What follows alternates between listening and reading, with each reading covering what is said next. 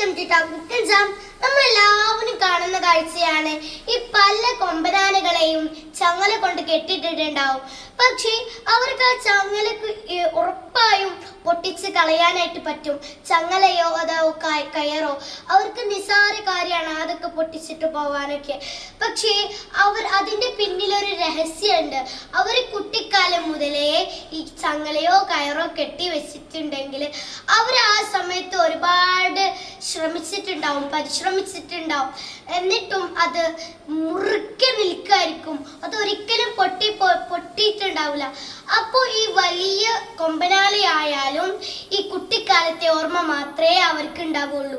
പക്ഷെ അതൊന്ന് മാറ്റി ചിന്തിച്ചാലേ അവർക്ക് ആ സമയത്ത് തന്നെ അവർക്കത് പൊട്ടിച്ചിട്ട് പലയിടത്തും അവർക്ക് ഇഷ്ടപ്പെട്ട സ്ഥലത്ത് പോയിട്ട് നിൽക്കാൻ കഴിയും. പക്ഷേ അവരുടെ വിചാരം എന്താ, ഈ കുട്ടിക്കാലം മുതലേ ഇത് പൊട്ടിക്കാൻ കഴിയാത്തത് കൊണ്ട് തന്നെ കാലാകാലം അവിടെ ഇരിക്കണം എന്നാണ് ഈ വലിയ കൊമ്പനാനകളും ചിന്തിച്ചുകൊണ്ടിരിക്കുന്നത്. അതുപോലെ തന്നെയാണ് പല മനുഷ്യരുടെയും ചിന്തകള്.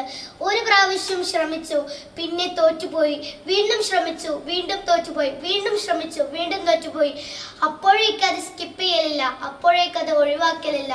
നേരെ മറിച്ചിട്ട് തോൽവിയിലൂടെയാണ് വിജയം എന്ന് കരുതിയിട്ട് എന്ത് ചെയ്യാ, ഇനിയും ഞാൻ ഉറപ്പായും ഞാൻ എൻ്റെ ലക്ഷ്യത്തേക്ക് നേടിയെടുക്കും എന്ന് വിചാരിച്ചിട്ട് വീണ്ടും വീണ്ടും നമ്മളെ പരിശ്രമിച്ചുകൊണ്ട് മുന്നോട്ട് പോവുകയാണെങ്കിൽ ഉറപ്പായും നമ്മൾ ഉദ്ദേശിച്ച സ്ഥലത്തെത്താനായിട്ട് നമുക്ക് കഴിയുമെന്നുള്ളതാണ്. Thank you.